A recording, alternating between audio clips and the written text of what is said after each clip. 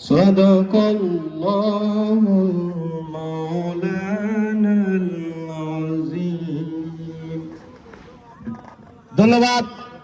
এই পর্যায়ে আমাদের আজকে শীত বস্ত্র কম্বল বিতরণী অনুষ্ঠানের সভাপতি আসন গ্রহণ করার জন্য সবিনয় জানাচ্ছি বাংলাদেশ জাতীয়তাবাদী ছাত্র দলের শুনানি ফসল সিলেট মোহাম্মদ বিশ্ববিদ্যালয়ের কলেজ ছাত্র দলের সাবেক বিপ্লবী সফল সংগঠনের সম্পাদক ইটালিস্ট জাতীয়তাবাদী দল